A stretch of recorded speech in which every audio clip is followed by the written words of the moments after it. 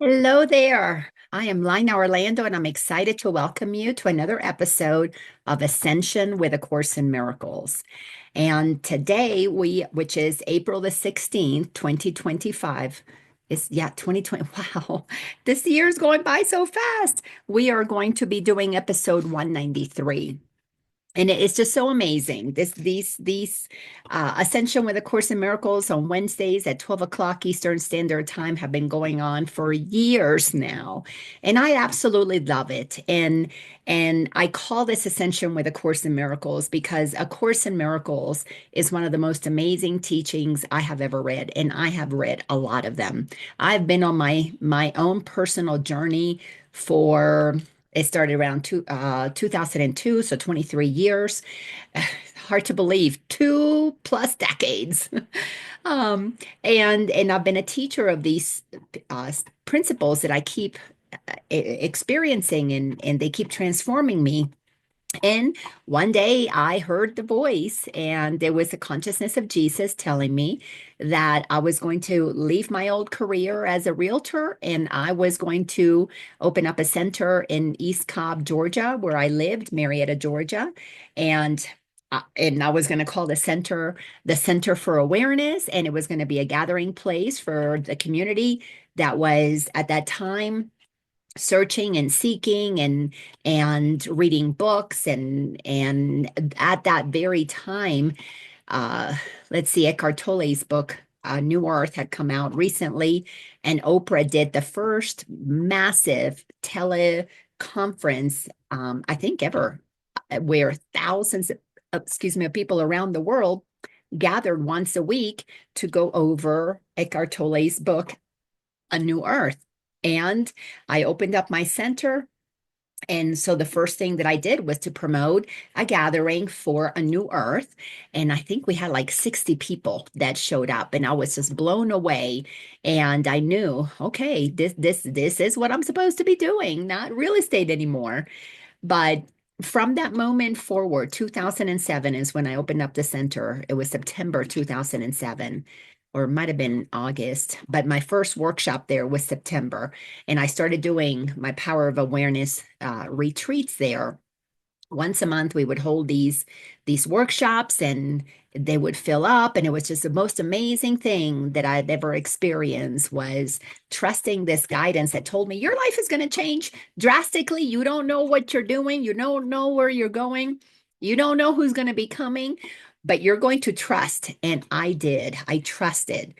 Now, everything was absolutely amazing. I loved every bit of it. And then we hit the bumps in the economy with the financial markets, housing markets, and all of those things. And then I got married. I remarried, married this guy named Ken.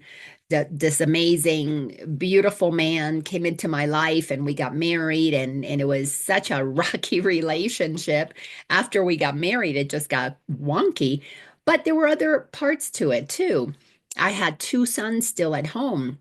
They were teenagers. They were both in their final years, or in their high school years, and they were a handful. One had special needs, difficulty um, with school, did not want to do his homework, was a bit on the lazy side and stubborn, and had to push, push, push. And then on the other hand, I had another son who was into drugs and partying and alcohol and all of those things. And here I have a new marriage and two boys that required a lot of time and attention. So looking back, I can see that was a challenge, a big challenging experience for my new husband, but it also could have been a wonderful opportunity to bring us closer. And what happened in that relationship is that, and I was teaching. Remember, I'd already opened up the center. I'm teaching. I actually met him because he came to one of my classes that I gave, not at my center, but I gave at the Spiritual Living Center of Atlanta.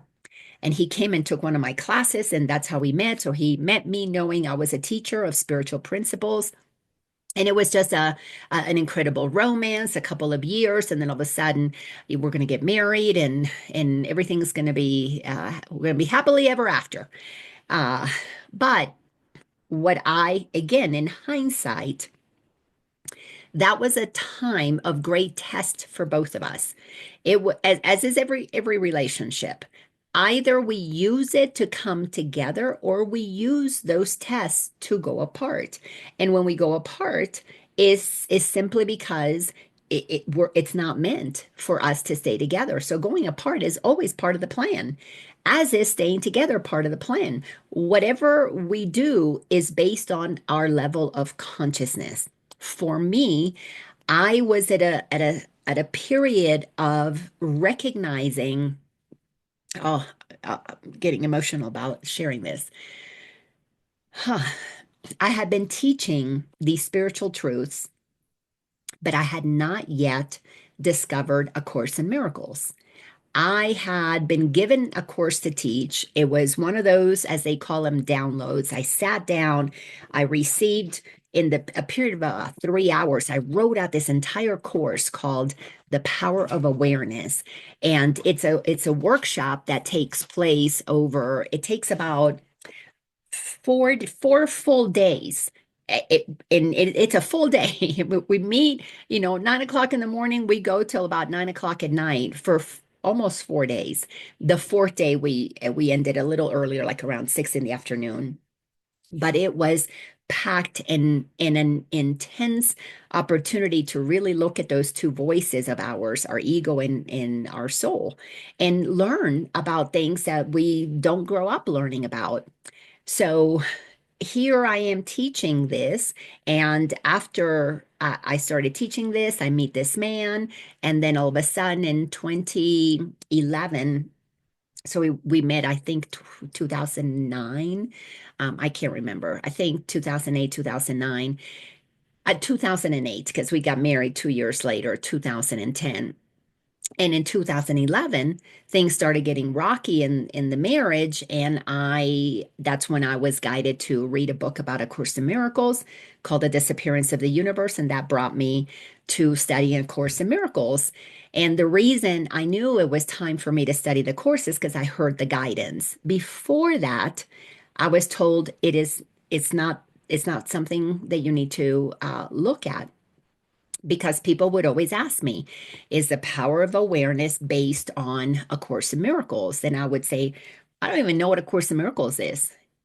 All I thought about the Course in Miracles was that a woman, Marianne Williamson, wrote a book called A Return to Love, and it was A Course in Miracles. So I thought, okay, that's all I know about the Course in Miracles. So in 2011, I started December 2011. I got the course. And as those of you who know A Course in Miracles know, it's a big book. I opened up that book on I want to say it was right after my birthday, so December 10th. And good to see you there, Mike. And I started reading the course and I could not put it down. I literally read the course in the period of 2 weeks. I could not put the book down.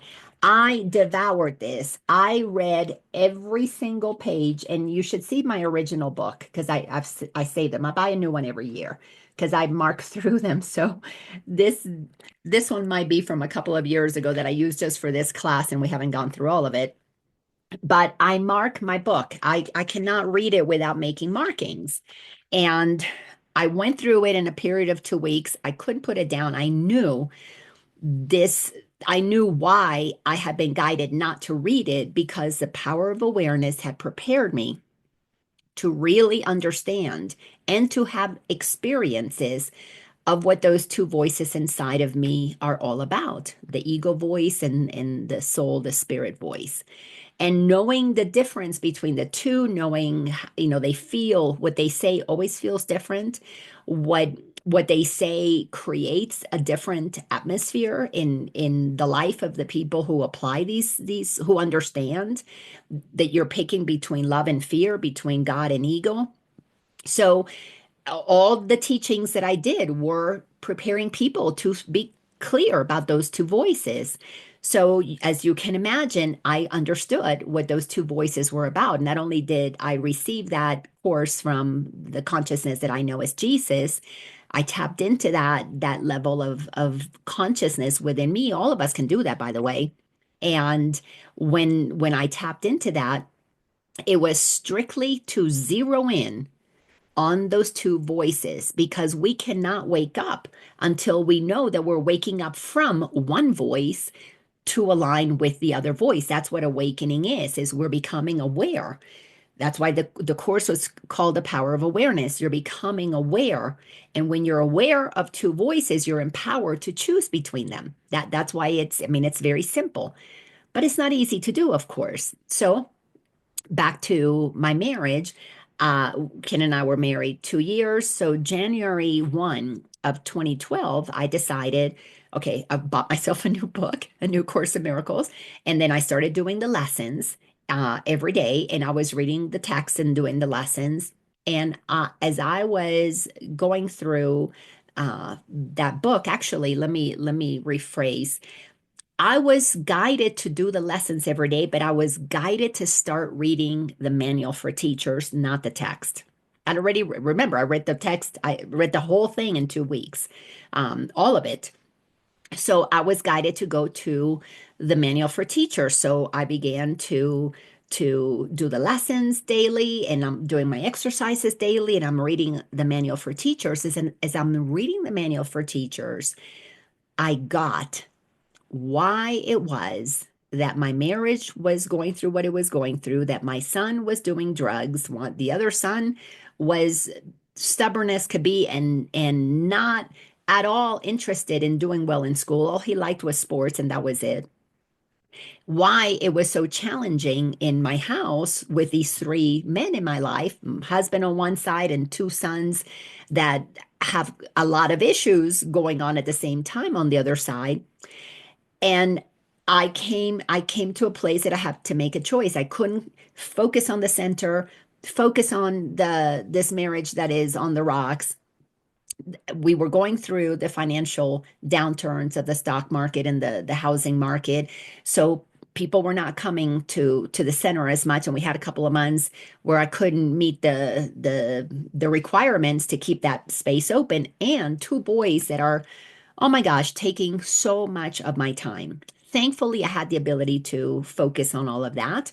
So I closed the center and I focused on the men in my life. And it was wonderful that my husband had the means to afford to pay for all the bills and I could focus primarily on my sons.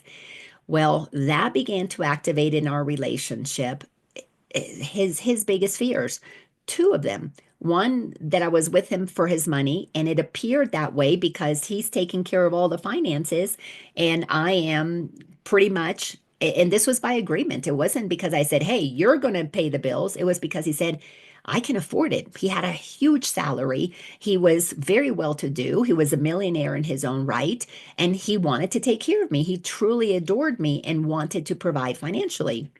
But what we were somewhat aware of, because his previous wife, it was all about the money and they both cheated on him. So I knew because remember, he came to my classes. He was a student of mine first. He was in my workshops. I heard the stuff that was coming up from him, and some of his biggest fears centered around abandonment and being used and being used for his money. And so, anyways, so here, perfect situation. And I'm hearing the voice of Jesus basically telling me, "You're in your biggest classroom yet." And I was like, "Oh my gosh, wow. Okay, here we go." And it was a wonderful opportunity for utilizing the manual for teachers.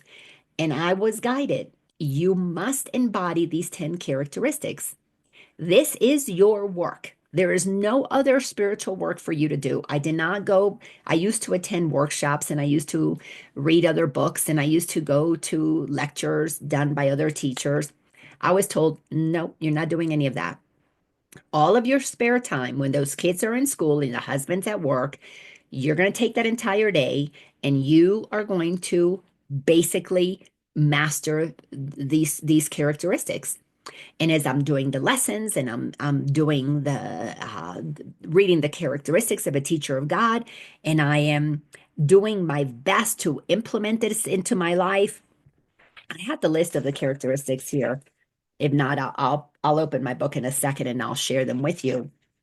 And it was one of those things where I knew that my next level of growth, expansion, ascension, basically, was dependent on me embodying those characteristics. And the first one is trust. And it tells you, it's very clear, it is a development of trust. It takes a long time to get through that. And I'd already gotten through a few stages, not knowing that I was already moving through some of those phases before I got to A Course in Miracles, because the process that was working me through my teaching, the power of awareness, was preparing me to come into those characteristics already doing them, not knowing that I was doing those 10 specific characteristics in A Course in Miracles.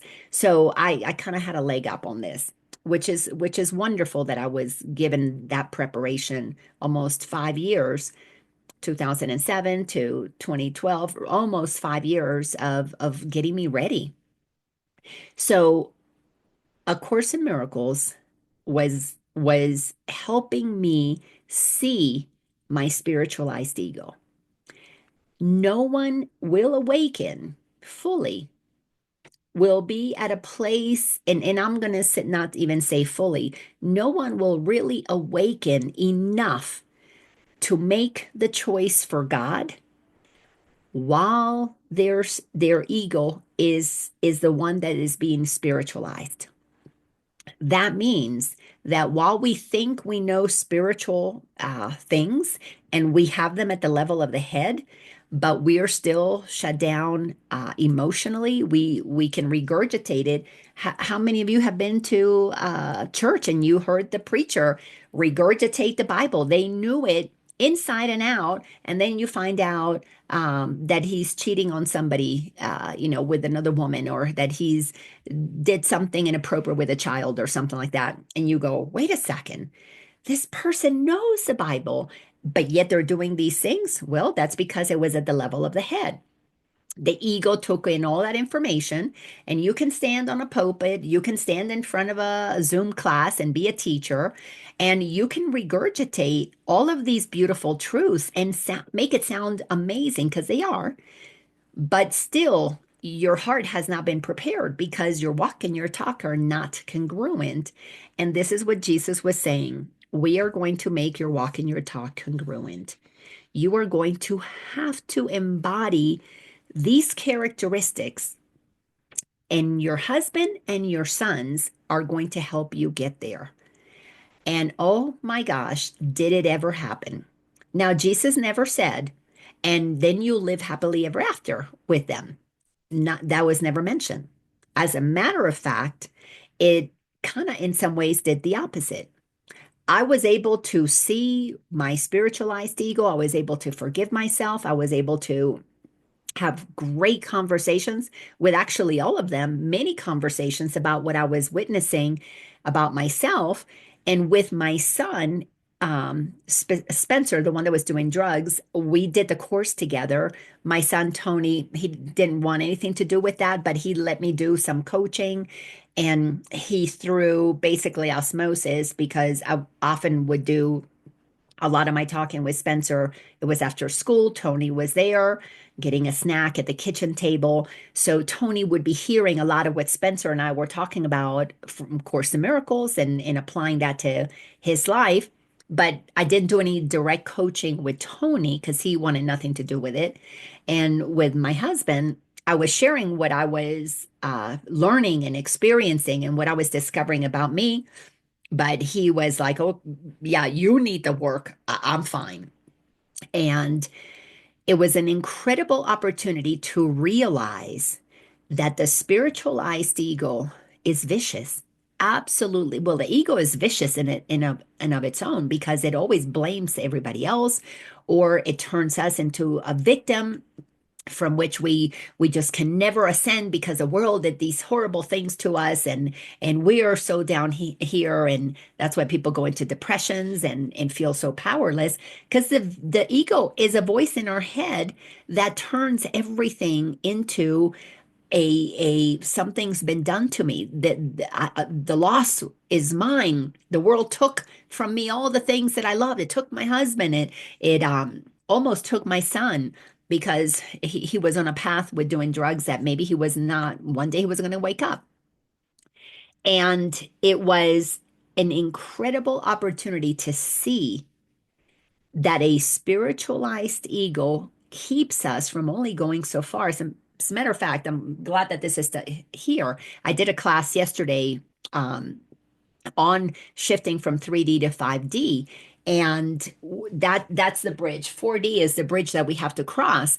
And there is a line in the middle, imaginary line in the middle, but we all have to make a choice where we cross that line.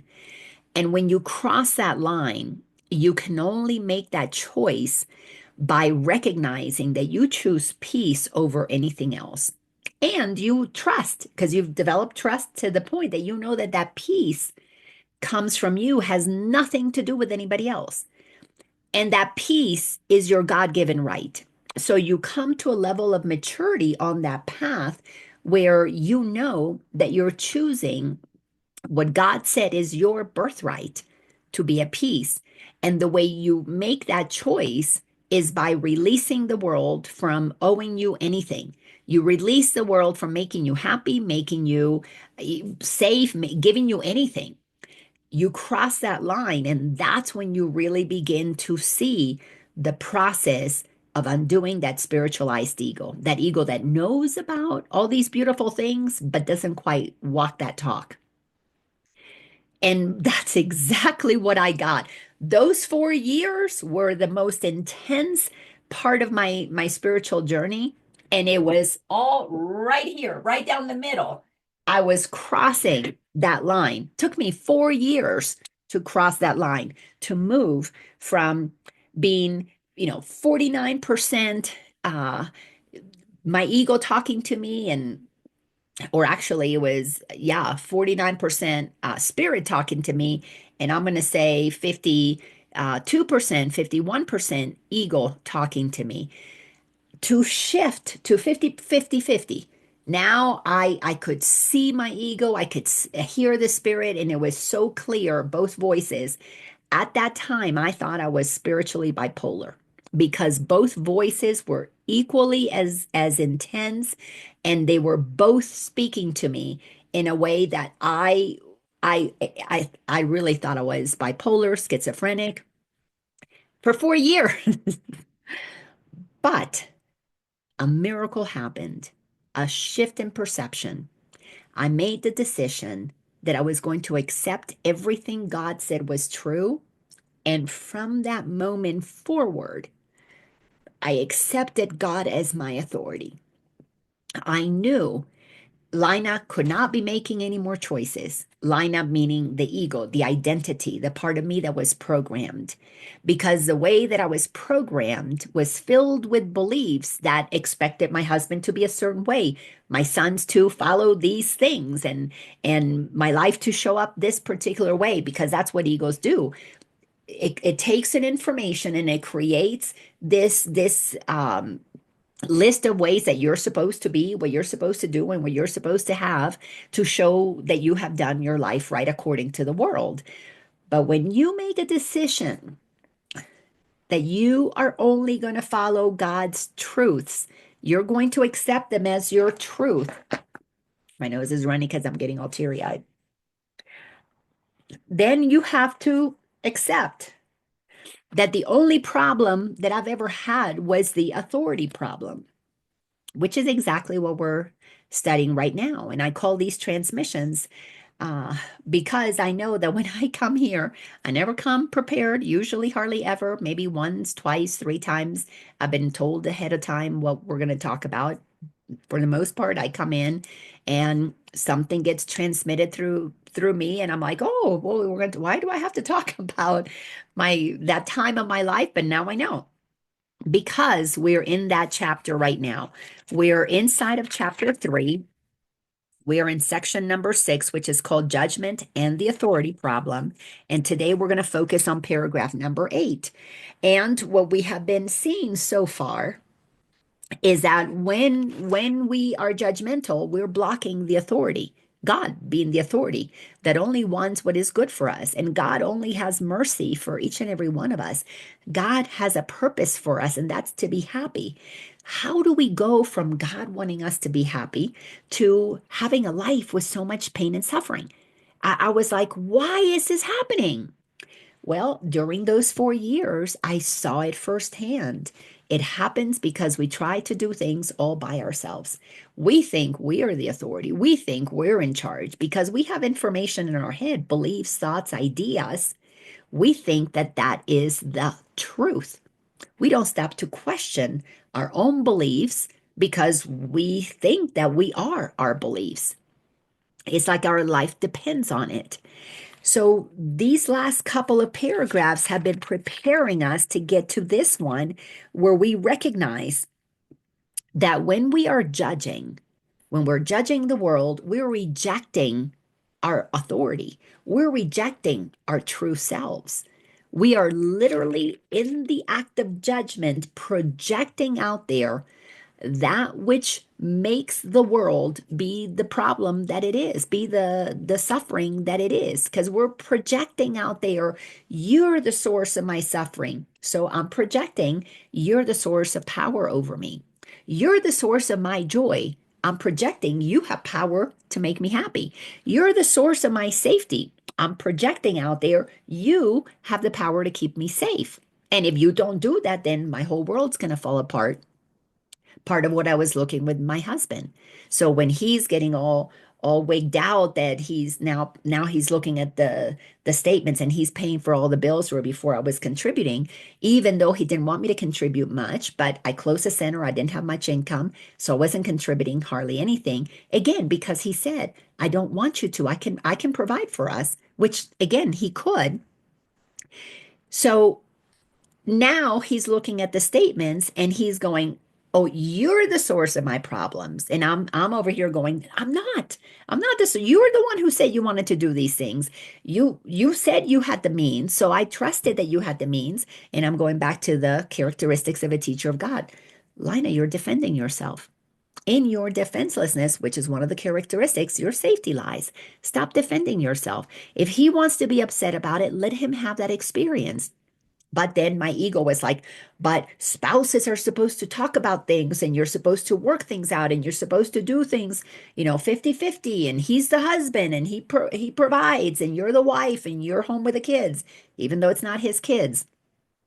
And all of these old beliefs about how I should show up in the world according to how the world taught me to be a wife, a mother, a woman, and all of those things, I began to realize, wow, I have these expectations on this human that there's no way I could have seen them beforehand with the previous husband because I didn't have the level of spiritual knowledge that I now had.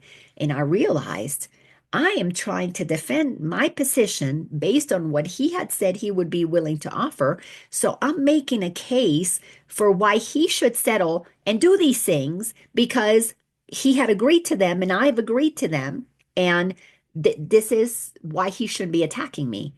And I realized that I was telling him, you have all this spiritual knowledge. Why are you attacking me? And one of the things about another characteristic is honesty.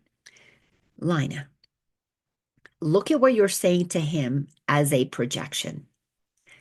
I have all this spiritual knowledge. Why am I needing him to change what he's saying or what he's doing?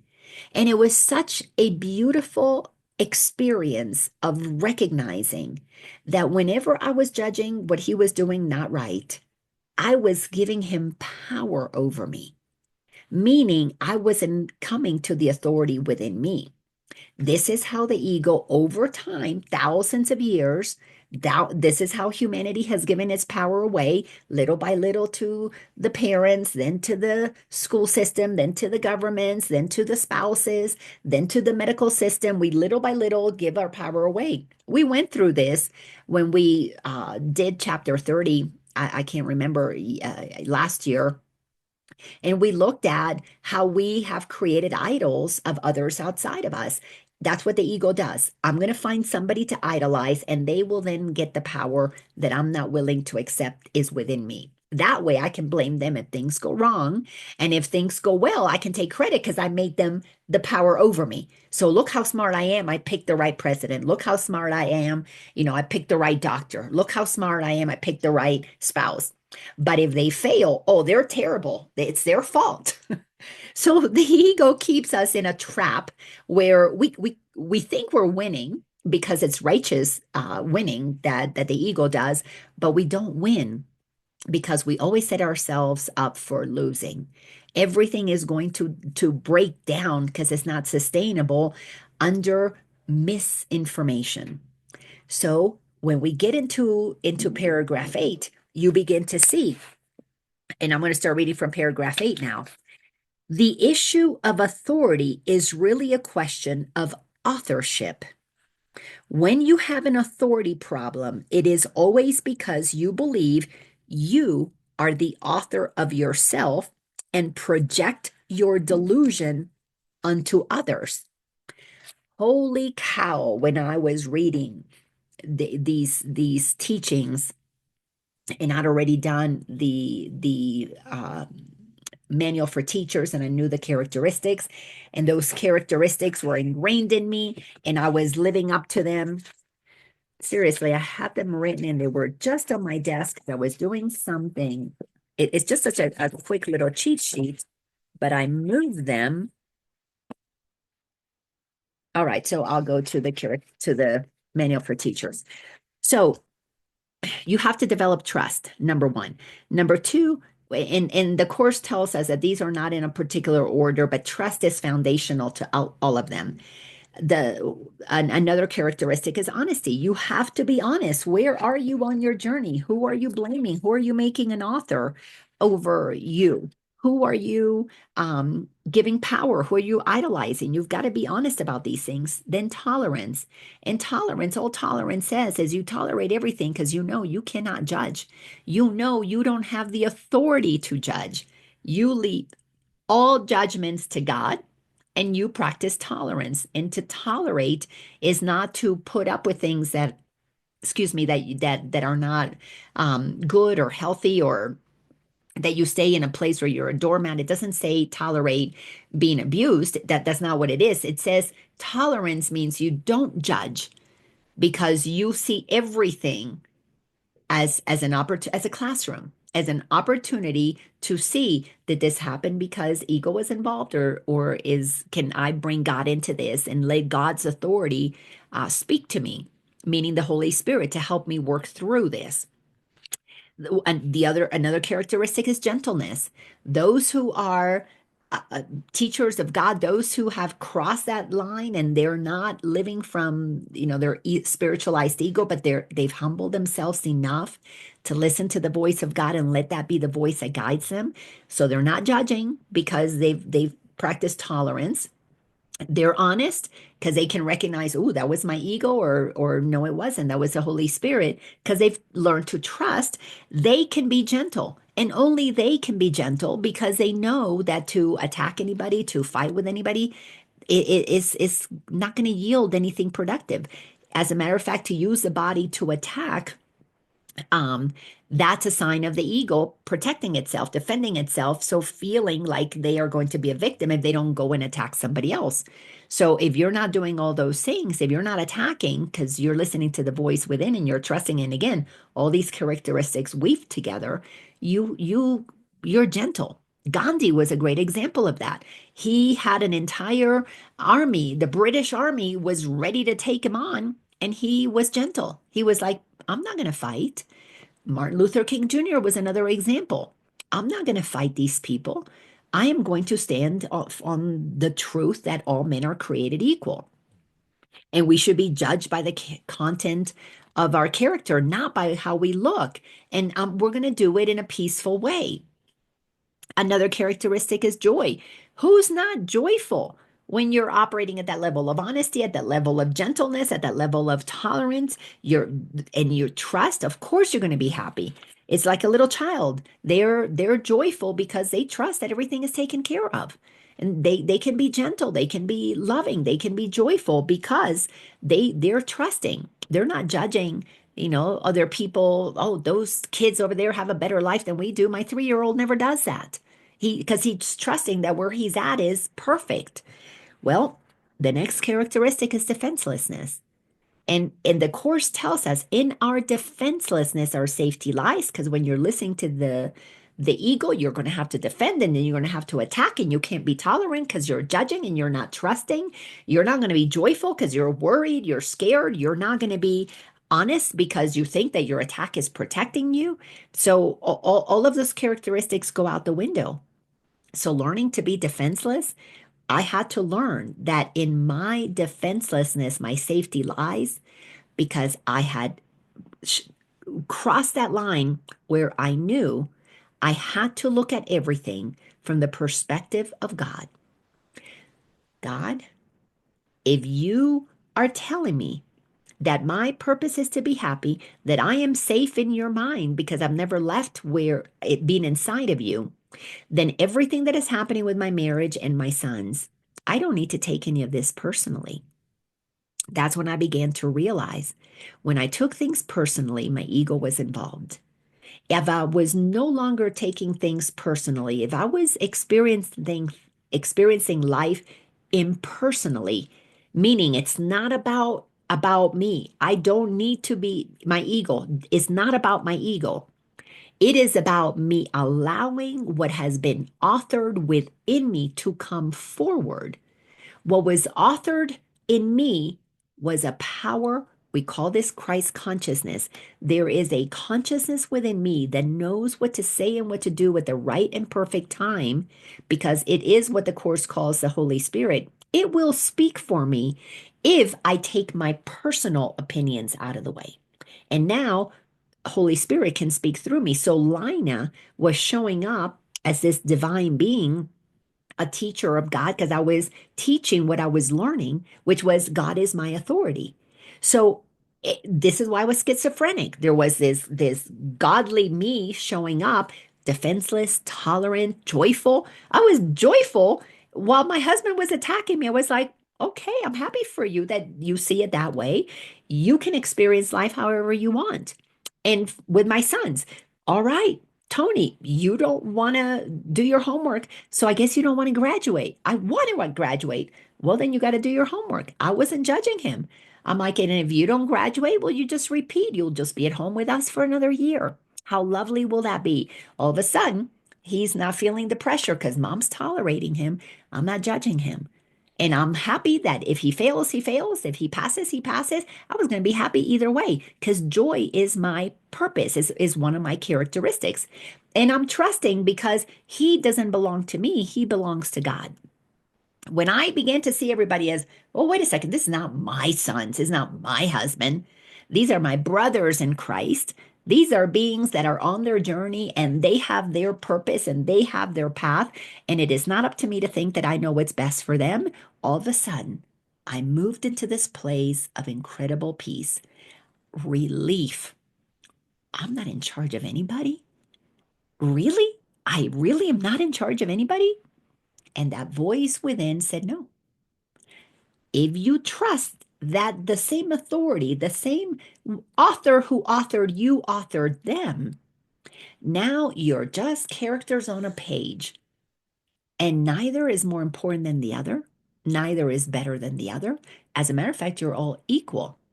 And you're all entitled to experience joy. And if they're going to see that that is their purpose too, that they are entitled to all of these things, and they could be at peace with their lives, then you, Laina, need to be an example of that. You need to start walking the talk. You can't just go out and teach these things on, at wherever you go to teach them or have your coaching calls. And then you come in here and you get all fearful and all judgmental and trying to change them so that you can be okay. Well, what are they learning? That you let the ego make everything personal because they're watching me making everything about me. Now you need to step it up. You need to cross that line. You need to move from that 50% line where I was so comfortable. On a seesaw, 50%, you're everybody's balance. Everybody's feet are on the ground and everything is good. And I was told you're going to move to 51%. And all of a sudden my feet are off the ground and I'm like, oh, what am I going to do? I'm on my tippy toes. And I had to learn how to trust God. I had to learn how to give up control, truly give up control. I had been practicing little by little with lots of things, but we're talking about my kids. We're talking about my son's life. We're talking about my son's education so he can have a future that he can take care of himself. And I needed to give that up. It was not up to me. And if my marriage was not going to work, it was not going to work. It didn't mean that I was a failure. It just meant that it was not a match vibrationally. If I'm moving to 51%, I'm raising my vibration. I am lifting my consciousness. I'm moving to a place. And guess what happens when you move into the heart? In the heart, number one, it takes courage to get to the heart. Number two, you move into neutrality, meaning you can't judge. And when you're in courageous neutrality, you are no longer judging anything good or bad. And that's when you are at that 50% line because you have come into the heart and you have courage to let go of the ego telling you what to do and move into God telling you what to do, something that is very difficult because we don't know what God is, especially if it's a mean God that is out there punishing you, sending you to hell if you've done bad things, which I grew up with that kind of God, being Catholic. And then all of a sudden, I'm cultivating a relationship with a God that's in me. It's like that monster that was out there. Now, what's all of a sudden it's in me? I had to take time to get to know that God within me so that I could cultivate a relationship of trust with it, so I could develop trust. And the way that I was experiencing trusting is because the shift was happening in me. This is a course in miracles. A miracle is a shift in perception. I was changing how I was perceiving things because I was learning to trust that voice within. And then what happens when you are in that place of neutrality? Well, willingness is the next higher frequency. Willingness is the commitment to be willing to experience everything first through what does God say about this? Or you could say, what would Jesus do? Or what would Jesus say? Either way, you then begin to walk it because you know the talk. It's already, you've trusted it, it's in your mind, you know it, but the walk is the heart taking that step where you feel that fear and you do the thing that your fear tells you not to do, you do it anyways. When my ego was telling me in fear, if you don't change your ways, if you don't just become what Ken wants you to be, he's gonna get you guys are gonna get divorced and you're gonna be alone and you're gonna be divorced again. And I had to do that anyways. I had to trust. So what? If we get divorced, we get divorced. I was somebody before I met him. I will not cease to be. I am who I am because God created me. That's my authority, not Ken. But my ego wrapped itself around this idea, this illusion, crafted this future that we were going to have, and of course we both participated in creating all these plans about what life was going to look like. And I had to let go and begin to face those fears and say, so what? My ego was so afraid to be divorced again. My ego was so afraid that my son, what would people think about my son doing drugs or Tony not graduating? I had to face those fears, and I felt those walls around me just tighten. And then I little by little, and this was a 4-year process. Minute by minute, I would sit and let that fear, I would feel it, and I would tell that fear, you're just the residual of my ego trying to maintain control. At 50%, my ego was fighting pretty hard. At 51%, I began to feel more of the confidence, more of that peace. And I would sit and feel the fear, and the tears would come down. What would people think? What's my life going to be about? And I would just remind myself, I am not my ego's thoughts. I am as God created me. I am an eternal being. I am powerful. In my defenselessness, my safety lies.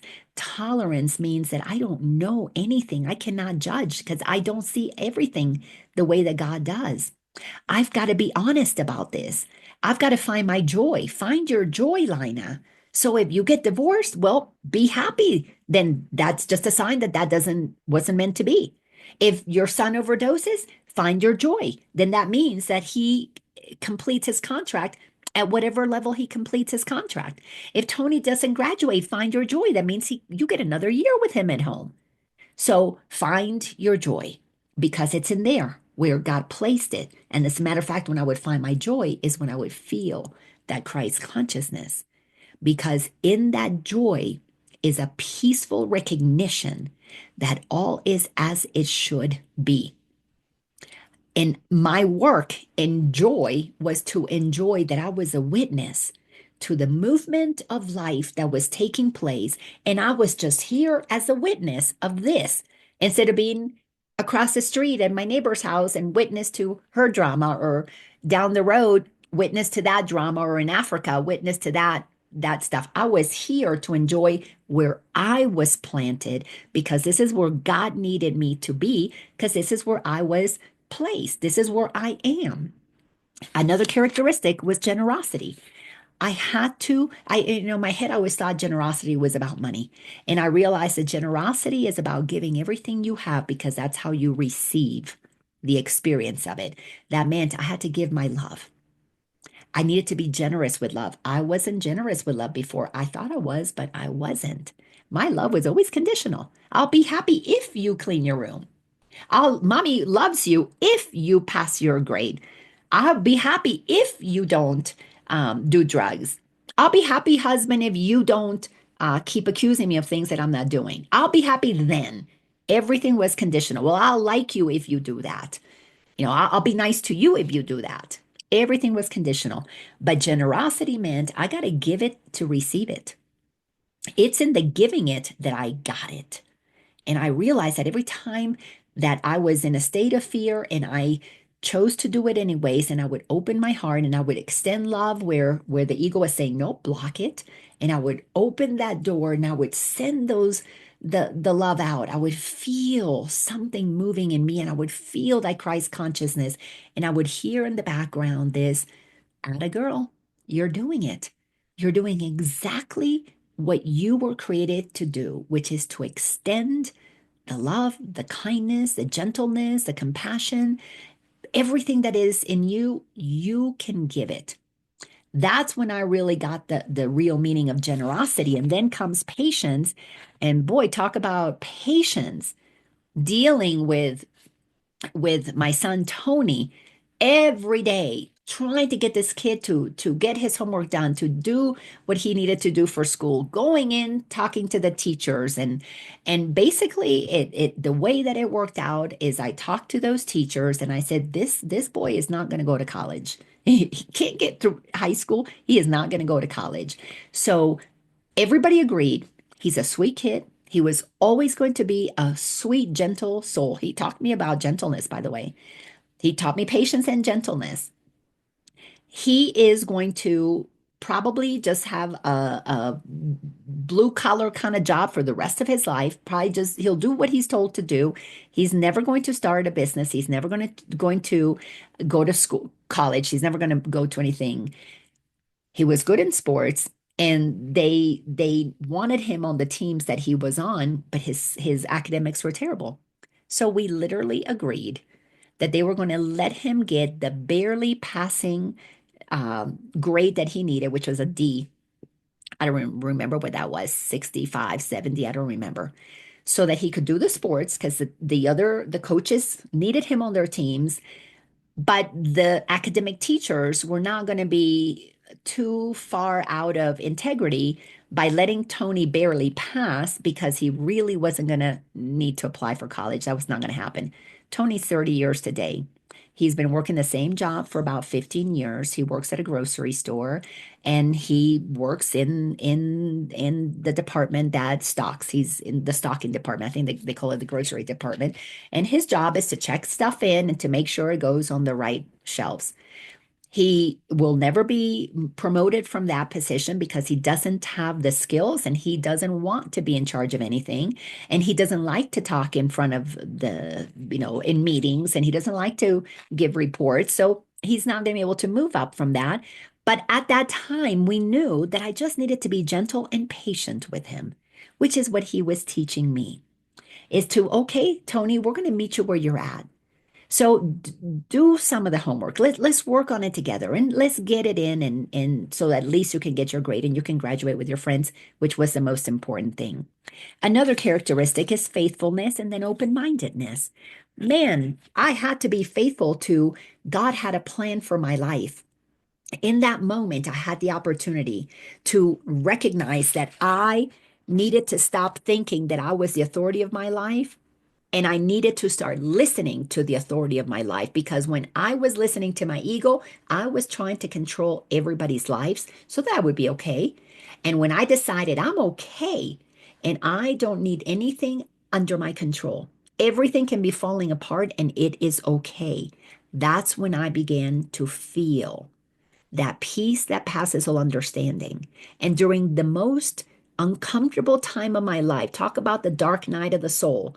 That I went through quite a few of those dark nights, but that was the most uncomfortable time of my life because that's when I was deciding to relinquish power from my ego and place it in alignment with God, where it, it, it changed my life. It began, I mean, my fears began to fall away. My worries, my concerns began to fall away.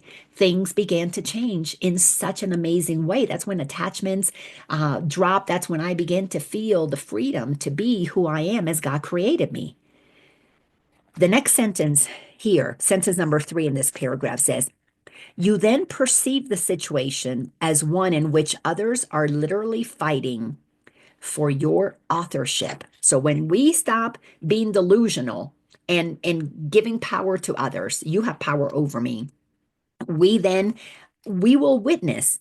We are going to be watching this fight that takes place for power, for me being in control. And I watched it in those years. I had this internal battle. I was up here watching me, Laina with the ego and Laina with God, battling each other, this mental argument in my head.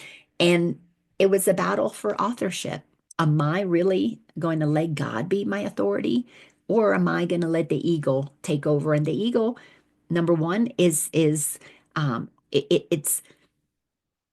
insane, as the Course in Miracles describes it. It never does anything for the greater good. It does everything selfishly. It does everything to keep me believing that I'm somehow not powerful. But yet I think I'm powerful because I'm controlling. But when you're controlling, you're actually defending things, you're attacking things because you are out of control. So I was pretending that I was controlling when I was out of control. It isn't that is insane. That's crazy to have somebody think that they are managing things, and in that managing, I was only going to make things worse. Sentence number 4 says, this is the fundamental error of all those who believe they have usurped the power of God. The fundamental error that we make is that we think we have things under control. But yet we are literally, as it says in here, fighting constantly to prove that we are the authority, constantly battling the world to try and make things better. We can't relax and flow because we're not honest about who is the authority. And if we're not honest, we don't trust the authority of God. And we can't trust the authority of God because we've been trained to believe in a God that is not trustworthy.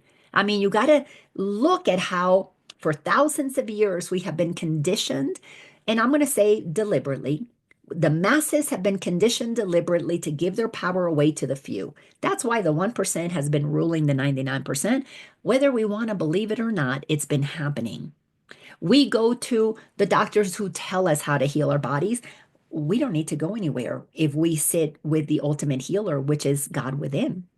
We go to the education system, tell us all that we need to know. We don't need to go to anybody to tell us, give us the knowledge that we need. If we tap in, we can find that thing that it inspires us that we're here to deliver to the world. Sure, the education system and the medical system, they've got their place, but only to the extent that you are in lower levels of consciousness, that you need external authorities because you have relinquished power to them. Once you begin to claim your own power, you don't. You don't. You begin to connect with that intelligence within. You begin to access that knowingness within. But you have got to move beyond that fundamental error of thinking that you made yourself and that you have to go to others to make you something too. So it is all an incredible, beautifully elaborate, deceptive, wicked web that we have woven. It's just insane. And we all think that's normal. Sentence 5 says, this belief is very frightening to them, but hardly troubles God. Yes, it was scary as hell to me, thinking that I was going to survive this incredible fears that I was experiencing. But God was never troubled by any of that. Yet I had to go through a period. That to me, that was the experience for me of what I'm going to call, and call it lots of things, the transcendence of the ego, beginning to move beyond the ego running my life. You could call it the death of the ego, when the ego begins to lose power, begins to lose grip.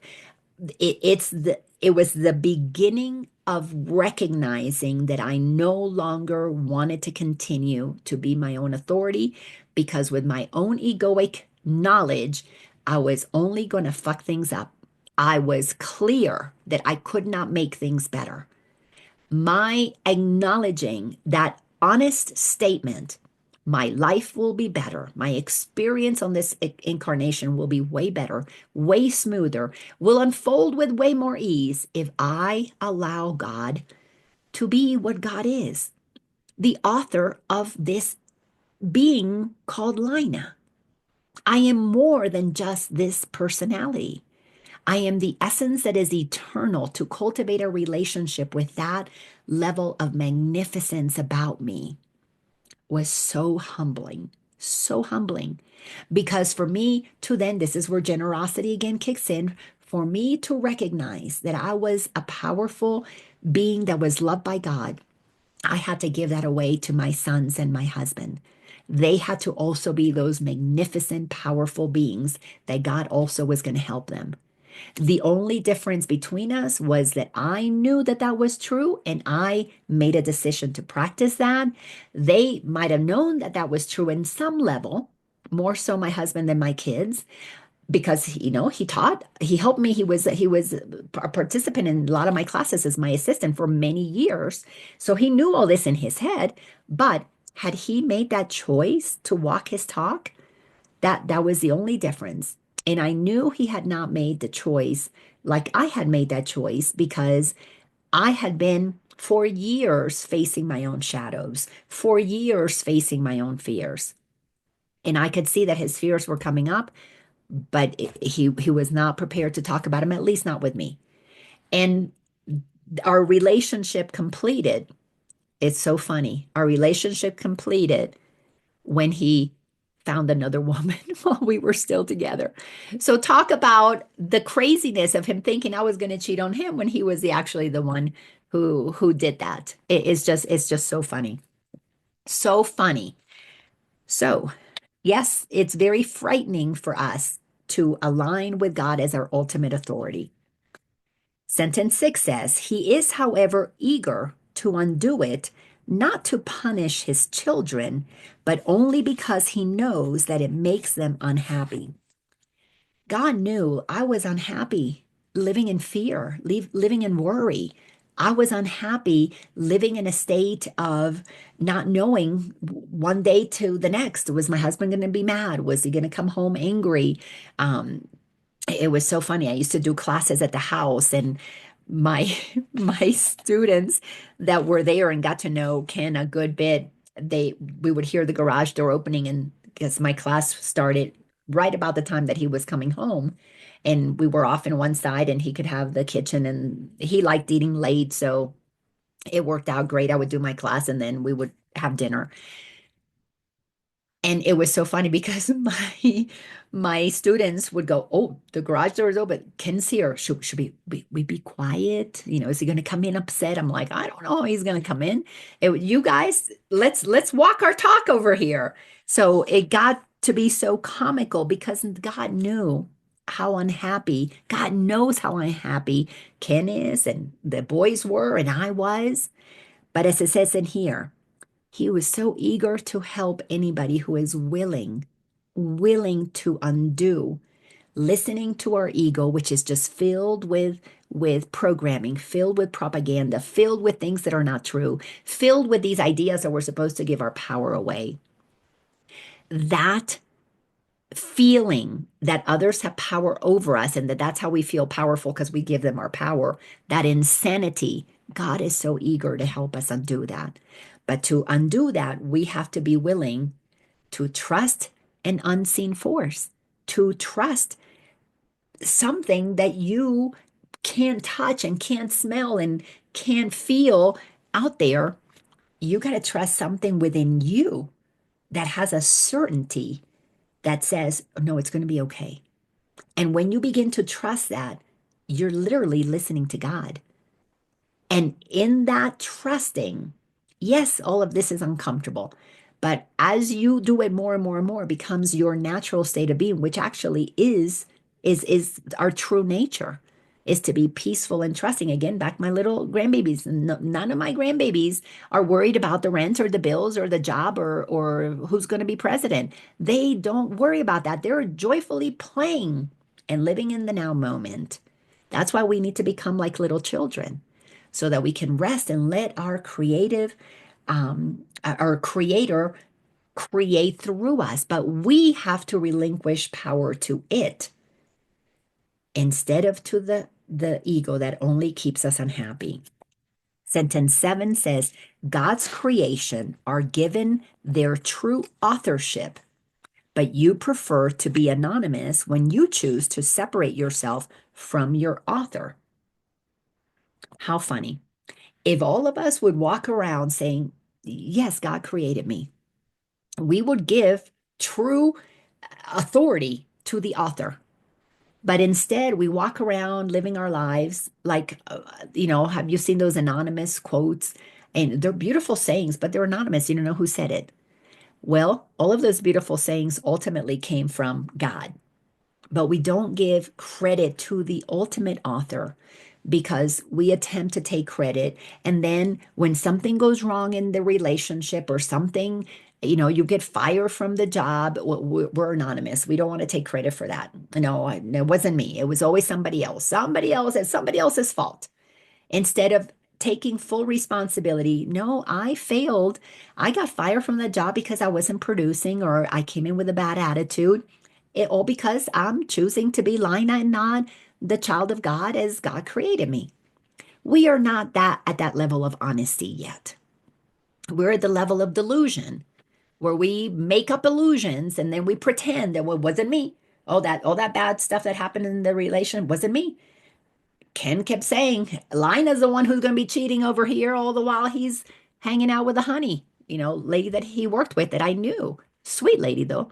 So I was so happy, that he found somebody else he could feel happy with because clearly he was unhappy with me because he wasn't letting God be his authority. And if he wasn't letting God be his authority and I'm letting God be my authority, where we're no longer a vibrational match. So he's got to find somebody who he's going to connect with. Um, it's amazing stuff when you really understand what this is saying. Sentence 8 says, being uncertain of your true authorship, You believe that your creation was anonymous oh no, that's a second sentence. This leaves you in a position where it sounds meaningful to believe that you created yourself. The dispute over authorship has left such uncertainty in your mind that it may even doubt whether you really exist at all. Oh my goodness. When things are going good, we think we're in control and we think everything is good and all is well and I'm in charge. When things don't go so well, and they will eventually not go well because the ego is like a pendulum that swings from good to bad. And you have if you flip that pendulum up, you got your highs, you got your lows. This is why, addiction is an example of the ego's insanity. You got your high moments and everything is good, and then you hit your lows and everything is bad. So then you need the thing that's going to make you high. Of course, people with addictions, they use substances, but people with addiction to the ego, we use beliefs, we use righteousness, we use, oh yeah, I'm so good. It didn't work out, I'm worthless, I'm no good, I'm whatever. So either way, we're addicted to avoiding accepting that God created us. And if we avoid accepting that God created us, then we will not take the time to develop trust in what God is, to develop the honesty that allows us to realize are we aligned with God or not, to develop the characteristics that allows us to stop judging and to start tolerating everybody doing what they're doing because that's their path. If we were willing to question our own thoughts and our own beliefs, we will see that we have built within us this fake, solid identity. And I say fake and solid because it feels really real. It feels so intense, like I cannot not be me. Yes, you can. You can change your mind. But it takes time. So it feels solid, but it is all fake. It's made up of things that are not true. This is why it takes a lot of courage to move to that fourth dimensional place on the bridge where you are about to reach that middle point where you're going to cross the line and let God be your authority. You have to have the courage to override your own thinking. You have to acknowledge that your thoughts create your unhappiness. You have to recognize that as long as you're doing things your way, it is not going to end well. You must be humble enough and move off of that arrogance of the ego, especially if it's a spiritualized ego, specifically if it's a spiritualized ego, and begin to say, God, I don't know what anything is for. We must humble ourselves enough to say, God, show me the way. And when you do that with sincerity, honestly, you begin to hear the guidance. Because in our willingness to override our ego, we are admitting that we don't know what we don't know. That is the beginning of humbling ourselves enough. And what does it say in here? Let me find that sentence. God is, however, eager to help us undo our pain, not to punish his children, but only because he knows that the ego makes us unhappy. But we have to have the willingness, because we have free will, to say, I am ready for another way. I am prepared to do it differently. I needed the intensity of those three beautiful men in my life for those 4 years to show me day after day after day, 365 days every year. So, what, 1,200 days I needed to sit in that classroom where every single minute of the day I was observing my thoughts. Are they aligned with the characteristics of a teacher of God, or is my ego convincing me otherwise? Am I justifying my judgment, justifying my defensiveness, justifying my fears, my dishonesty, my greediness? Because if I'm not extending my love, I'm being greedy with it. So I'm not being generous. And of course, none of that makes me happy. So am I going to continue to do this? Or am I going to try something that was so new to me and just trust it's all going to work out? If my son is going to overdose and he's not going to come home, that's just what it's going to be. If my son Tony is not going to graduate, that's just the way it's going to be. If Ken is going to meet another woman, that's just the way it's going to be. Could I say to myself, I'm going to be okay because God created me okay? Or is my ego going to create some drama about the losses and how it's going to affect my life? I had to override that crazy talk in my head and realize God said, I'm supposed to experience joy. I can experience joy if I let God tell me what to do. And I'm telling you, it happened. And once you begin to feel that joy that begins to well up because you're following a path, this would be the road less taken, less traveled, whatever that saying is of that book. And I began to little by little remember that God wants only happiness for me. My goodness, it's amazing how happier and more peaceful everything became when Ken wasn't in my life.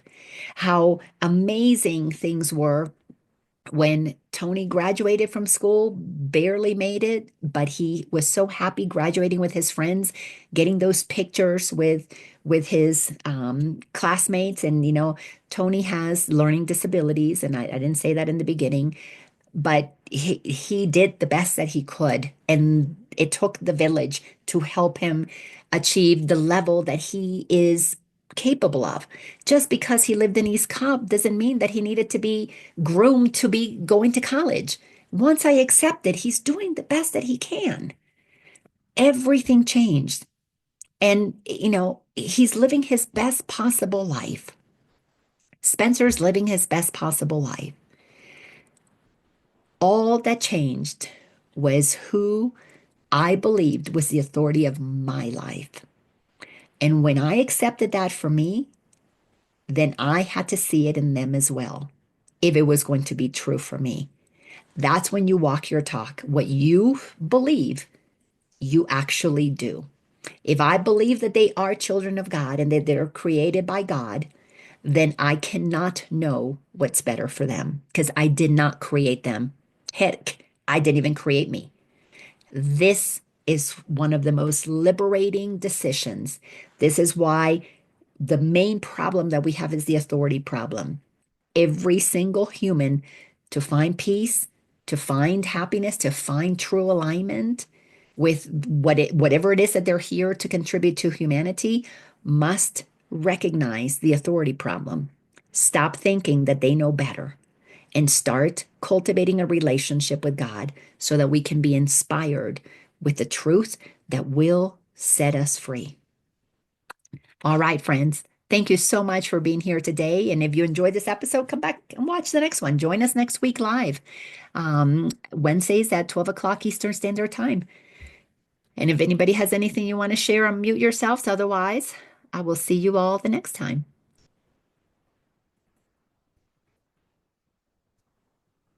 Beautiful and entertaining as always. I love it. Entertaining, good. I'm glad. There is. Oh, sweetie, thank you so much for being here. I appreciate you. And sweet friend Stacy, safe travels. I know you're on the road. All right, friends. Love you. See you all later. Good Thank time. you. Bye bye. Bye bye.